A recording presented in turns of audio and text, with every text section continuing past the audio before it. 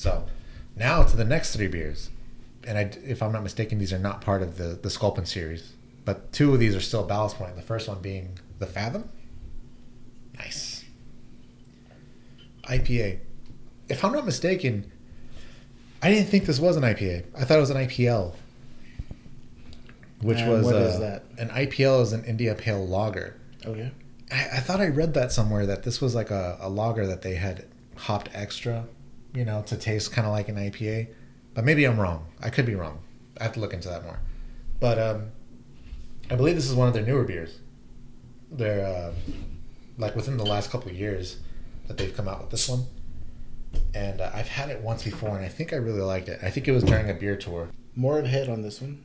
Yeah, a little bit more. Stays amber. It's got the same color as the Manta, the double IPA. That gold, transparent kind of look to it. Not as clear though. There's a bit of haziness to it. Is there? A little, maybe just a little darker. Oh, I see what you're saying. Yeah. It's clearer. It is a little bit darker. But the smell is definitely... Smell is back. It's not it's not as muted as the grapefruit. No. But I do like that. I do like that smell. I mean, it smells like beer, right? But it smells like... It smells like an IPA. I smelled different beers. It doesn't smell like Pilsner or a lager. That's definitely an IPA. Yeah, it's definitely so the like hops. to describe it, it's got kind of like a... How would I say it? It's got like an earthy like scent to it, but there's a bit of like a... Not a tang, I wouldn't say, but there's like a... It's a zest. It's a zest. Yeah, I guess so. But I don't believe that this is a citrus style. No, but it's the... Because with hops, you have that floral bouquet to it. So it's like that citrusy floral. Okay. Not the fruit itself. Okay, I got you. It's like the scent from the citrus flower. Let's give it a shot.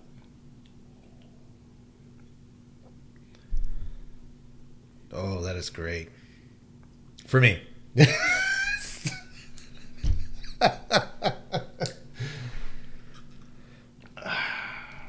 When you first drink it, my initial reaction to the taste is that it is kind of sweet.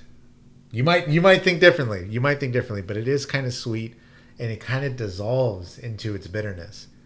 Like he's having a totally different experience than I am. So I'll say, for me, when I initially drank it, I did have like a little bit of sweetness, which dissolved into a bitterness, which rested very easily in my mouth.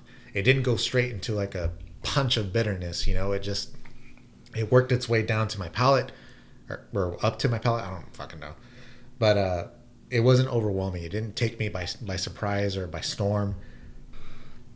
I'm trying to.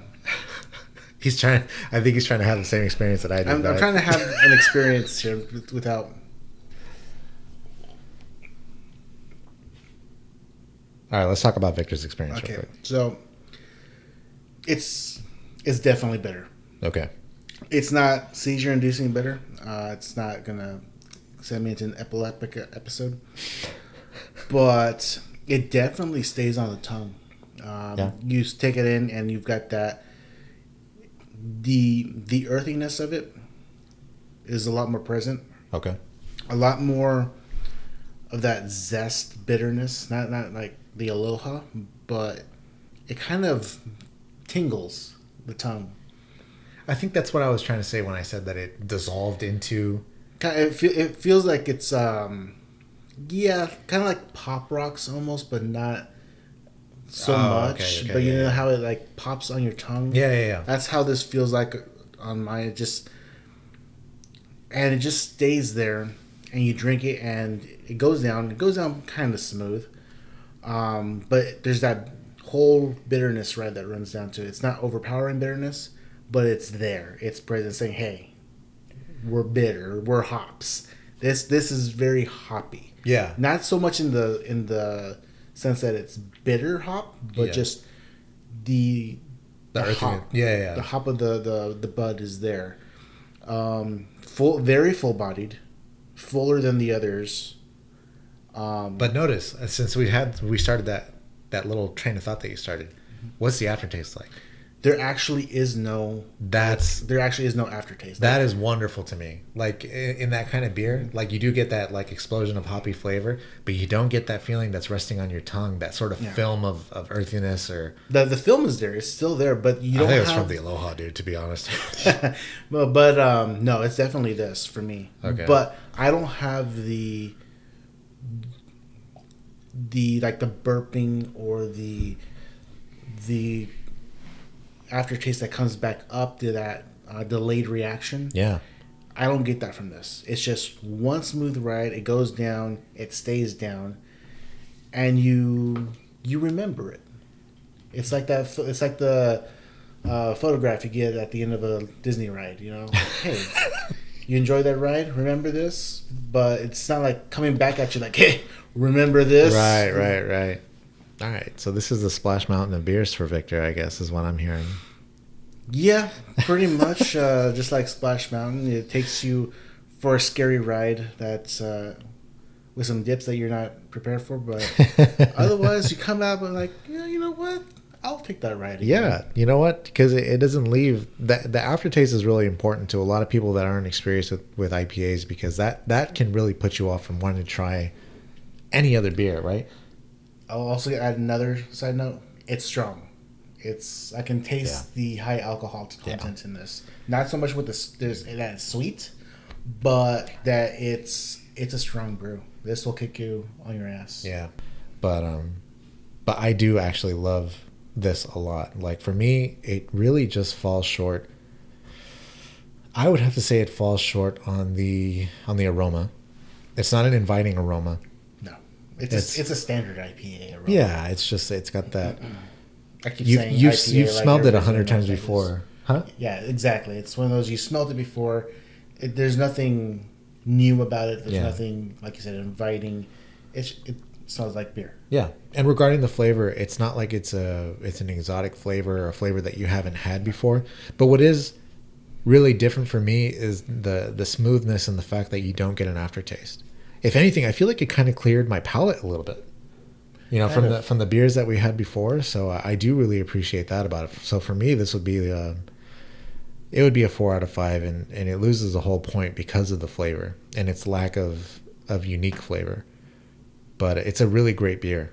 It really is something that I could really sip on, but not when it's hot. You know, it's just that the body's too full for that. I feel like it would dry me out really quick. But yeah, man, you have any other thoughts on this one in particular? No, I'd say if this is if IPAs are your bag, then this should be. I would give this a try. It's not gonna wow you. It's not gonna blow your mind. Nope. But if you're looking to get into, like, I would say get into IPAs, or if you want a starting point. This definitely. This is an IPA that wouldn't be overwhelming to you if you're starting out on it. It's not super intimidating. It's actually very easy. To me, if you're going to start drinking IPAs, I'd recommend you starting with the Sculpin and starting with the Fathom. Yeah.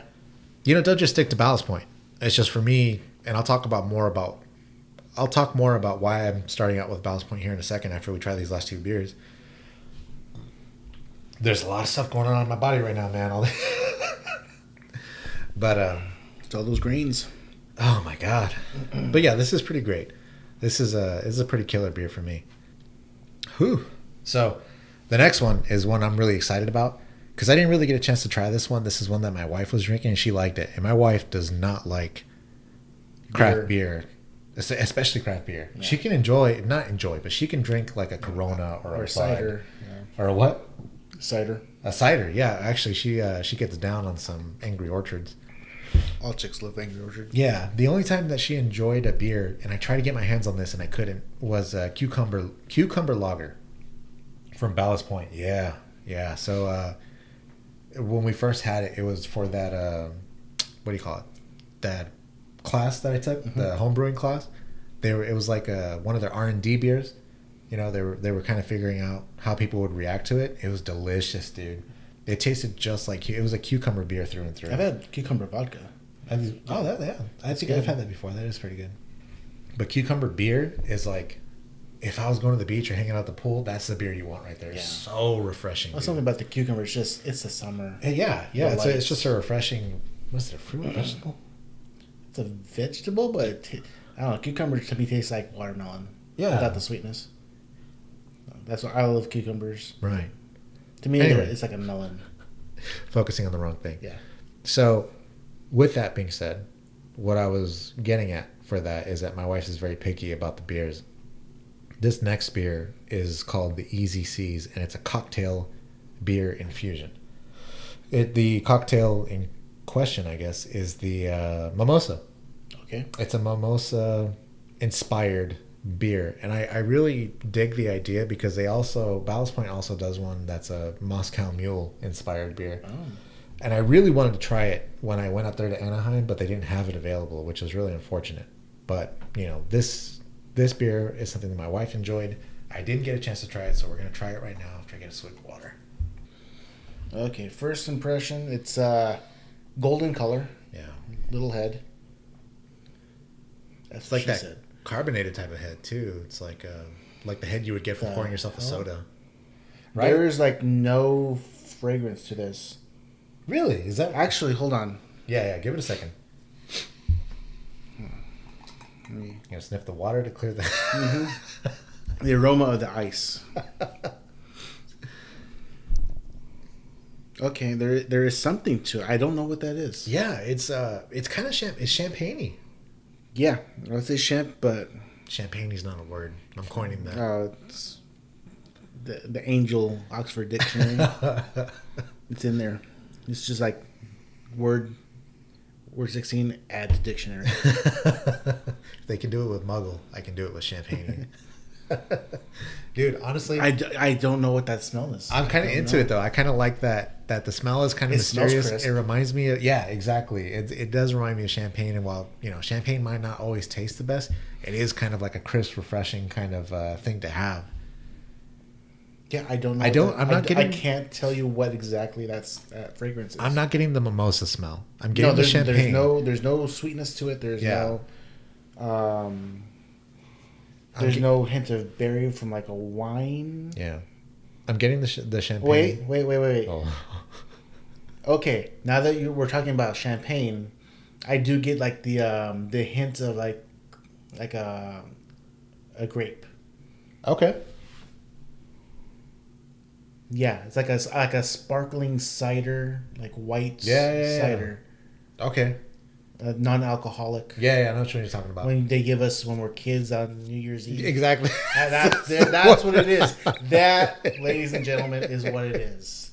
Underage cider to make us feel like we're adults on New Year's Eve while our parents get drunk and have sex. Wow, dude. Yeah, we don't have to talk Repressed about that. memories coming back. All right, let's give it a shot. Holy shit. No. Oh, wow. God. Ooh. No. Bad touch. No. Ooh. You know what? No. So no. I can see why people will enjoy this. I don't. It does taste like a... I do get the mimosa taste in it. I'm gonna have to try this again because that was a bombardment of different flavors. Let's try it again. That just did not work. Take a smaller sip.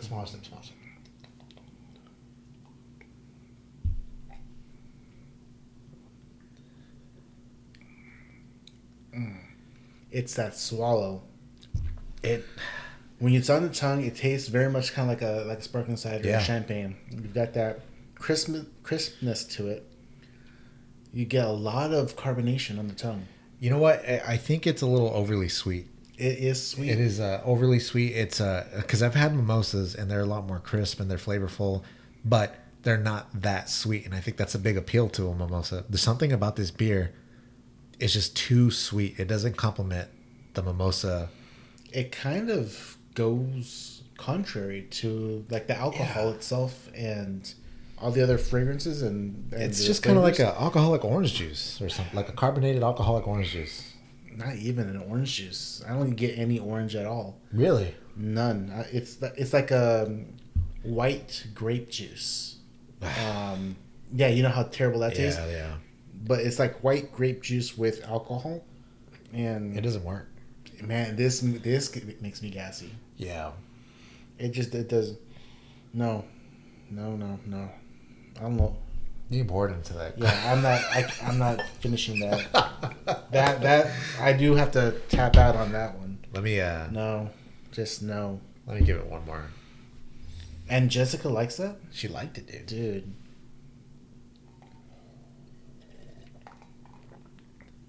Something's wrong with your wife's palate. Yeah, it is. Yeah, she drinks milk with spaghetti.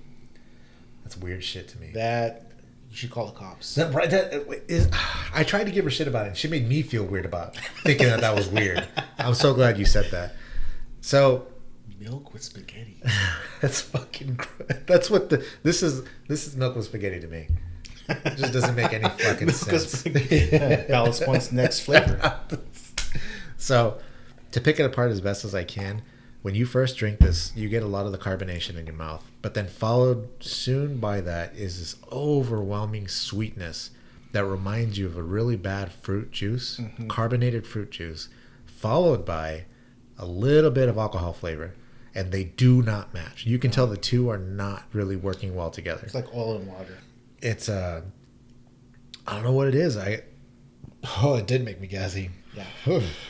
That didn't taste very good coming back up either. And it's not so bad when it first hits your tongue. It's when you swallow Yeah. it and it just rides your entire taste buds and palate down. It's writing itself down in different components, you know. It's not working together. It's just like you're getting a hit of like totally different things.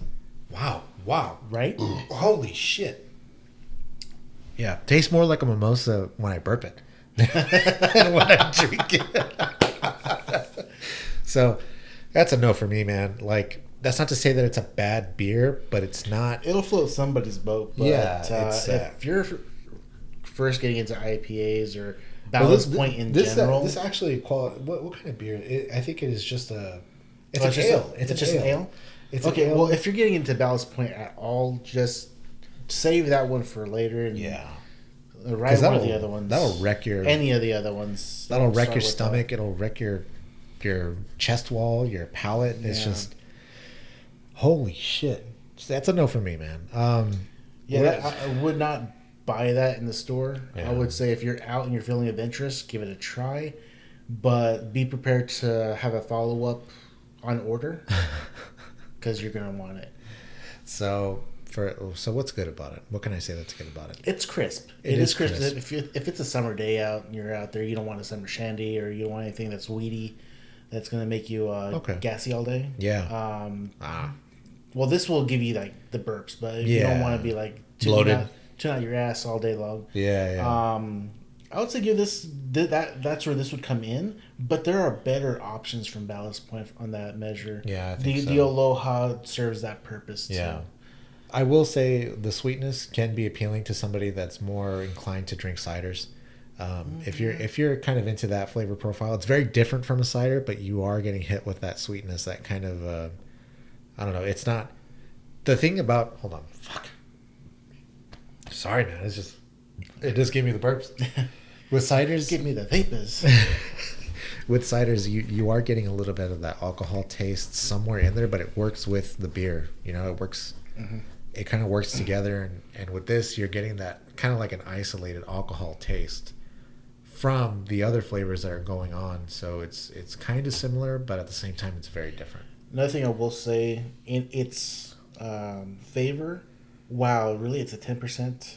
What? Alcohol? Yeah, that blew my mind right there because it doesn't taste. That might explain the sweetness, that over sweetness. That could be, yeah. Because mimosas are sweet on their own. Well, not too sweet, but they're natural. They're like sweet on their own, and you add alcohol to it. That kind of makes sense to me. That can explain why it's a little overly sweet. But it's not, to its favor, in its positivity, it's not full bodied. It's very light, very light. It is very light. It's something that if you're into it, you can probably chug back a couple of those. Okay. But with that high alcohol content of 10%, you're not going to want to. No, it'll knock you on your ass. Yeah. For me, I love Ballast Point. I love the brewery. I love how expansive that beer list is, and this one just kind of misses the mark on all sides for me. Like for me, it's like a 1 out of 5 for me, man. It's just it has very few redeemable qualities. For me, the Phantom and the Aloha were both pleasurable IPA beers, but they serve different purposes. Okay.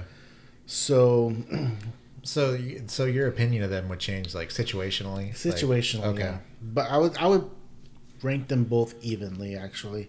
But if I was, like I said, Grapefruit being the best of these 5, followed by the Fathom, and a hard never on that Easy Seas.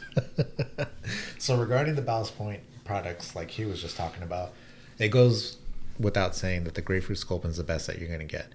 I highly recommend that if you're wanting to try out IPAs and flavored IPAs, that you start with a original Sculpin and a Grapefruit Sculpin.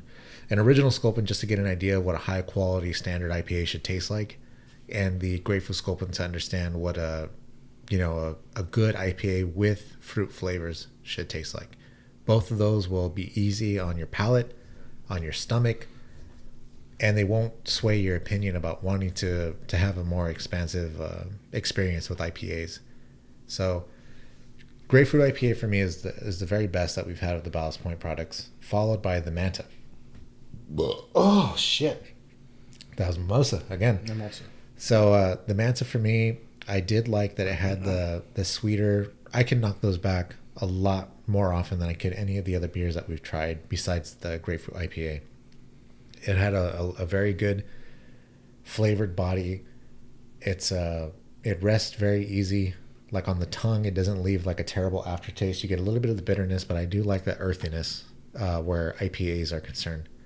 The Fathom followed very shortly just because of the lager qualities to it. There is no aftertaste, so it's a lot easier to take that down. I can't even remember if I scored the Manta higher than the Fathom. But the Aloha, when I first smelled it, oh man, that smell is wonderful, delicious. Man. It smells amazing, delicious. And it tastes actually really good. It's a lot of good flavor when you first drink it, but you have to be able to enjoy the beer as well. Like working your way down that bottle, if you're drinking it by yourself, you would have to have a chaser or keep drinking the same beer just to get that feeling out of your mouth. And you don't want to be uncomfortable when you're drinking good beer.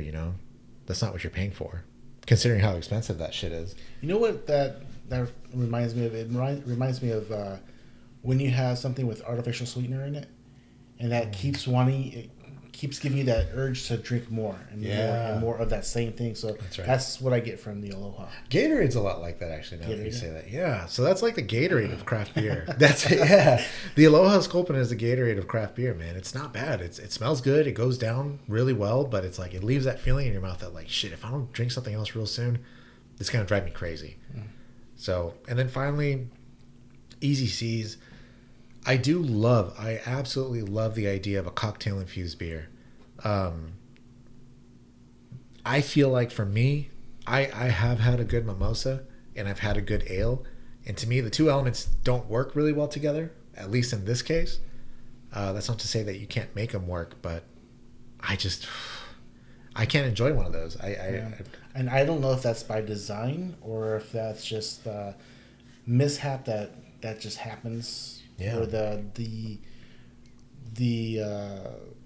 different tastes separate. Yeah, and that's exactly what it was. It was like you were tasting every element of that individually instead of all together. It didn't work together. It's almost like you ever been to the fair and you set up that little bottled chicken with the different colors of sand? Yeah. That's what that's like. It's just different layers that just aren't mixing. They're sitting on top of each other, and then when you drink it, you're getting hit with all those individual flavors, and it's just each flavor throws you off because they're not meant to be on their own. So anyway, I'm still feeling that shit when I burp it up. I absolutely am dreading this last fucking beer. This will cleanse my palate, make everything right in the world again. Like I said, I love craft beer. Craft beer is absolutely just a wonderful thing to me. But when it comes to stouts and porters, I have a really, really difficult time enjoying them. That's not to say that they taste bad, but when they settle in my stomach, every time I've had one, I shit my brains out. And I don't know if that's because I'm like, I don't know if I'm. It could be because of the it's your reaction to the barley. Because a lot of stouts and porters they're made with barley, malted barley. Yeah. Malted barley or unmalted roasted barley, and that's the roasted part is where you get that coffee flavor from. Maybe that's what it is. And for me, you know how I love black coffee, stronger the better, and that's why you're an Americano guy, aren't you? Exactly.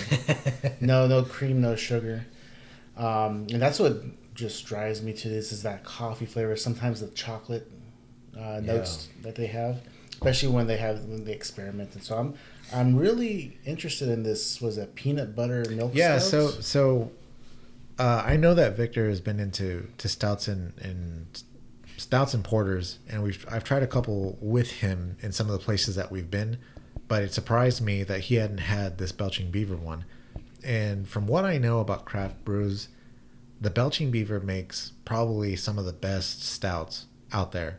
And this one in particular is the peanut butter milk stout. And I know that this has a ridiculously good, very, very enjoyable body to it.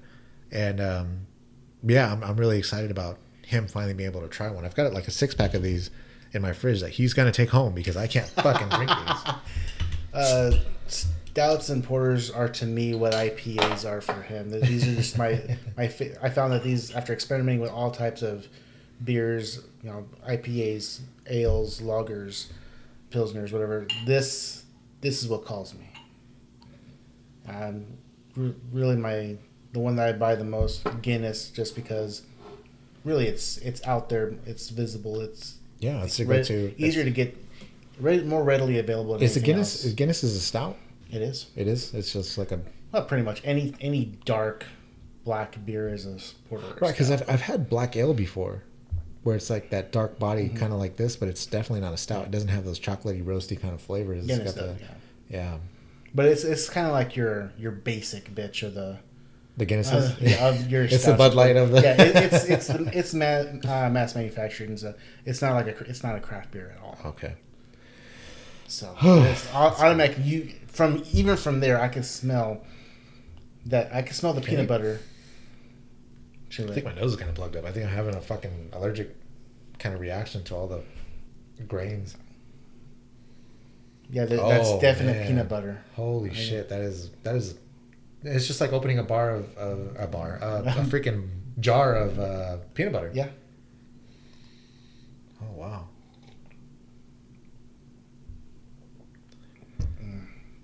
That is really smooth. That is delicious. Like I said, it's not that I don't enjoy the flavors, right? It's just that I associate stouts and porters with the fact that I end up shitting your brains out, turning my toilet into a trumpet. But that is wow. Mm-hmm. The flavors on that's really good. I get a lot more of the. I get a ton of that peanut butter flavor in my mouth when I drink this. And taste it again, because on the second, I got a lot of peanut butter on the first time. The second time, I got some chocolate to it. Did you? Let me see. Tasted some chocolate, some hints of roasted beans. You're right. Yeah, and I think it was just the way our palate has been kind of battered with some of these beers. And for me, drinking like porters and stouts, the addition to the milk, really opens up gives it a fuller body and more of a a heavy set to it, and actually makes it just smooth. Yeah, I can see that, because it's not like because I'm thinking of like some coffees that have like that milk addition that go down. Mm-hmm. They definitely go down a lot different than your. There's a bit of bitterness to it. If you swish it around, sure, you get a little bit of bitterness to it, but it's still a beer. It's a fleeting bitter. It's like a sweetheart, bittersweet. Oh, okay, bittersweet. Yeah. That's actually really good. Man. It's really good. That's a good beer. It's definitely a lot better than Guinness. Well, yeah. Yeah. Because Guinness to me it's like you said, it's very basic, but it's not a bad beer. It's just there's nothing really exceptional about it, But I'm actually really surprised that I'm enjoying this as much as I am. Here we go. God. And not so much on the aftertaste, though. I actually don't have any aftertaste. I don't have like a resting. So I think I would have liked it better if I had kind of like that peanut butter flavor kind of sticking around in my mouth. But, I don't know exactly how you kind of work that into your formula when you're making these beers. But it's not to say that it takes away. Well, maybe it does a little bit, because I would have appreciated some kind of aftertaste to this. But maybe that would have been too much. Even burping up, I still don't taste like peanut butter or coffee aftertaste. This is like actually that roasted malt. Yeah, I'm actually really surprised. So I've tried a bunch of other stouts from other breweries. I think even from our local brewery, they have like a Mexican chocolate stout that there was a lot more bitterness and a lot more aftertaste. But this is just so far very pleasant. Very, yeah. It's a total dessert beer. It is. Yeah, it's 100%. Like you've eaten your dinner, you're going out like an hour after you've eaten dinner. You're just sitting down, you're relaxing. You're kind of craving something sweet, but you want to keep drinking. This is the beer that you need. Although I wouldn't, on a dessert side, if you're like a cigar smoker, I wouldn't suggest smoking that and drinking one of these. Oh, you don't think I think the peanut butterness, unless you're smoking something that's right around the same type of palate, it'd be too off-putting. Yeah, I agree. But then if you're going to smoke a cigar, you're going to want a whiskey with it. Yeah, I can't imagine mixing a whiskey with a cigar. That's kind of wasted. Of both wasting a beer and wasting a cigar. Yeah, I've done it, and you don't have any whiskey or like pop up in a beer. Okay. It's not quite as enjoyable, but this, I was a porter definitely, because porter or stouts generally are dessert. Yeah. Or after dinner. But this one, I think it's pleasurable. Sorry if I'm its scratching own. right into the mic. Fucking Pleasurable on its own. To me, this is kind of like a. So, I do enjoy day drinking, but not because I'm trying to get fucked up before noon. Because I think there's some occasions where a beer or something alcoholic does, like when you go camping. Yeah. Dude, there's no such thing as day drinking when you go camping. No, well, I mean, there is, but it's not like. It's not frowned upon, right? It's like there's no time limit. If you have some alcohol with your eggs, 10:00. What are you doing? We're camp. There's no rules. For me, it's like I can picture myself on like Christmas morning, dude. Like, like you waking up and you break out one of these stouts and you enjoy it with whatever's going on. Maybe even some of the pastries, like some of the cookies and stuff that like this would complement that really well. And you wouldn't do it to get drunk, though. You have to be careful with craft beers, like I said. So I have to check this out. What are we looking at? So it's only a 5.3, but still, that's still kind of high, like on the high. But you wouldn't be drinking too many of these in a row, because these are pretty heavy. Yeah, pretty heavy, pretty dense. You drink too many of those, you're gonna upset your stomach. Yeah, definitely, and you're gonna be. I can see farting maybe up a storm. 2 of those, and I'd call it good. And then I don't even know if 2. Definitely 1. Give it a rest. Maybe an hour later, pop open another one if I'm so inclined. Yeah. I'm really surprised that I enjoyed that one. So that's pretty much what beer reviews are going to look like from us. And as I continue to learn more about beers, definitely I'll have a lot more informative things to say.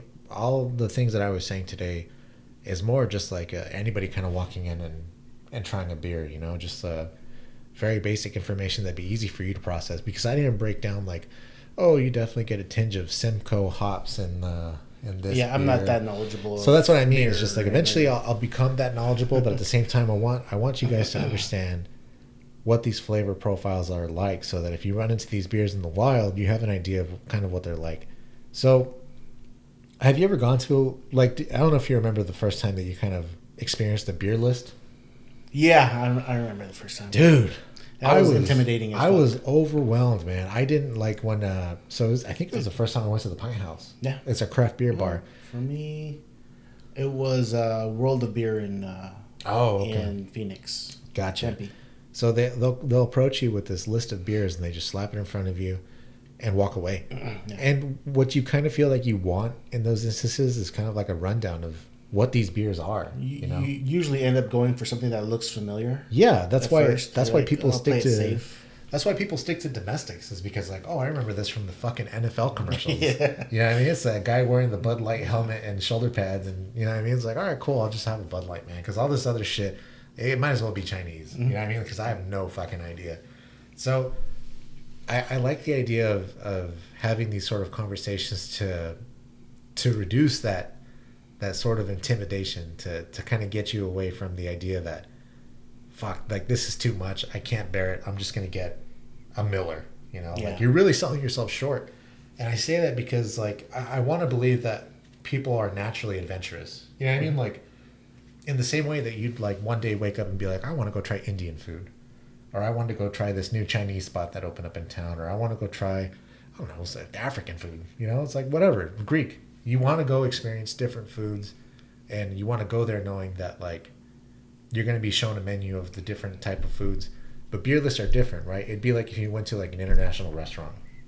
You went to a place that served you a menu that said Hungarian, Chinese, Japanese, and you're expected to pick one. So hopefully, in the way that we talk about the different flavor profiles of these different type of beers, you have a better understanding of what you're going to be trying.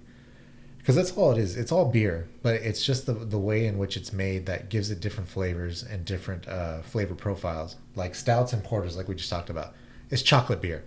Just think chocolate beer. Chocolate beer, coffee beer. Yeah. Those are the notes that you're going to get. And when you see all the different names, what I didn't know at first was that it's the brewery name followed by the name of the beer. Mm-hmm. To me, it was like, I don't know. It was just like, it was all over the place. I see all these names. I was like, I don't know what the fuck they're talking about.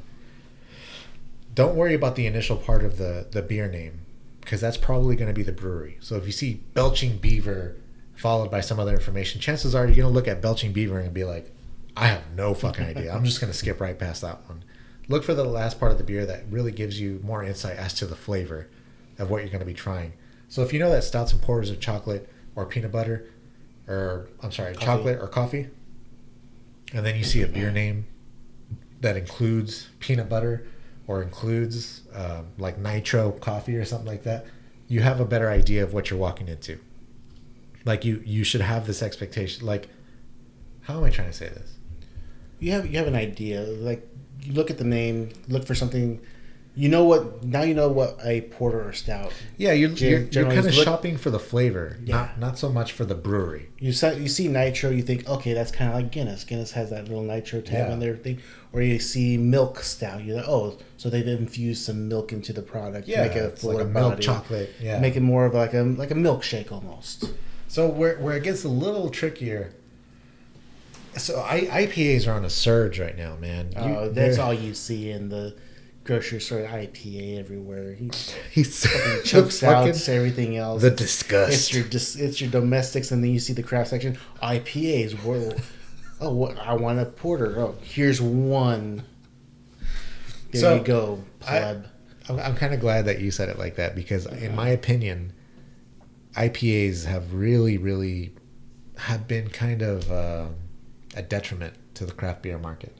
And the reason I say that is because the market is so oversaturated with IPAs. It's the bandwagon. It is, and it's like you're really not getting anything all that different. Like, just in San Diego alone, you have over 200 breweries. And I promise you, each of them has 2 or 3 IPAs on their list. And what is that? Already 600 different IPAs just from San Diego? You're missing out on some good lagers, some good regular ales, blondes. And so, like, when you go shopping for a beer, when you go looking around for something, and you see just a shit ton of IPAs, and you know you don't like IPAs, you're not going to want to try a craft beer. I mean, it's just, it kind of turns you off. It is intimidating. It is oversaturated, and I think that's a huge problem. And I think I first fell in love with IPAs. In fact, IPAs are my favorite beer. That being said, if I was to open my own brewery, I definitely wouldn't fixate on IPAs. The last thing the market needs is more IPAs. You know what I mean? Like, I want something different. Unfortunately, the market is demanding IPAs, so that's what these bars and breweries are supplying, are more and more IPAs, more experimental IPAs. And so when you see that list of alcohols, you get a small list of porters and stouts. You get a small list of Yeah. your blondes, your lagers, your dark lagers, and you get a half or a third of a page of IPAs. Right, right. I just feel like people are focusing on the wrong thing now. Like we understand. Well, not that we understand IPAs. It's just we've had so many IPAs. Like It's not the wrong thing. It's just let's give the others their spotlight. we've kind of beaten a dead horse, you know, for so long. Like I kind of want to see an expansive lager list. Yeah. You know what? Like lagers are perfect beer for anybody to get into. You make a good craft lager, I promise you, you get people coming back for more. Mm-hmm. You know, IPAs are hit or miss with a lot of people, but a lager, I mean, I seldom run into somebody that can't sip a lager and say, hey, that's not bad. Yeah. And you get one with the perfect flavors on it, and you get like a whole list of great, like you get a cucumber lager, you get, I don't know, Mexican lager, like a good, unique, like lime Mexican lager, and Just look at Samuel Adams. They got some great lager. yeah, their lager. I mean, Bud Light is a lager. Yeah. You know what I mean? And they've perfected their thing, and they've done just that one type of beer, and you know that's it. They're multi-billionaires or whatever that I can't even imagine what kind of money they're making. But if you kind of break down a lager and you add your own flavors to it, and I don't know, it's like, I don't know, I can't think of like the best way to put it, but it's like you have like this untapped market when it comes to expanding on these different types of beer styles. IPA, I've had every type of IPA out there, like every fruit, every sort of infusion, and it's like, I get it, there might be subtle differences between each of the IPAs, but you kind of know what you're walking into. I've had so many IPAs that I'm trying to step away from IPAs. You know what I mean? Like I'm kind of getting tired of it. Like I'm kind of getting too. You know, you eat pizza for a week straight, and suddenly you can't eat pizza again for like another year. Like that's kind of what it is. You know, I've had so many IPAs over the past year or two that it's just like I really want to try something different.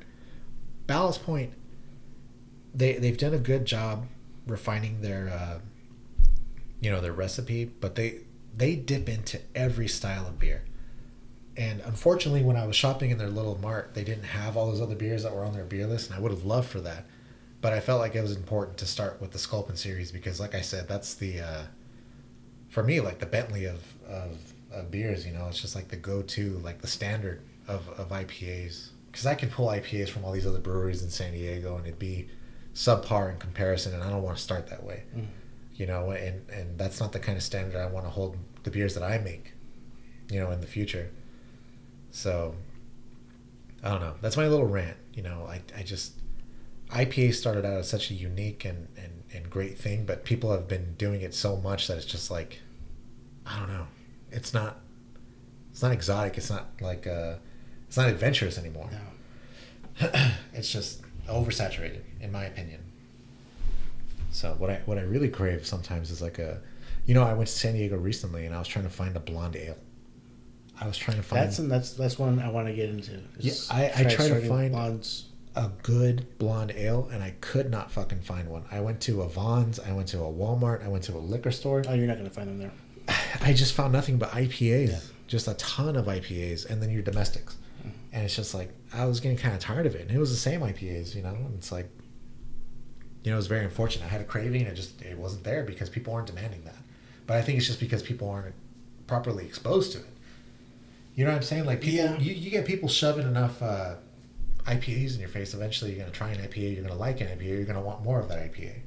But me, yeah, no, not except for like grapefruit IPA. I don't know. I like it, but I'm not gonna go out and buy it. If it's there, I'm like, I might try that. Okay. But no, IPAs just aren't my. I have to. My thing. I'd have to think that if I decided to open my brewery and then I decided to make IPAs and I tried putting them out there, people are going to be like, I don't know, man. I kind of like the IPAs that I've been drinking for a while now. It's like you'll have to come out with like something new. Yeah, and it's like that's what I mean. Maybe it works to my advantage that people are focusing so hard on these IPAs that I can focus on some other type of beer.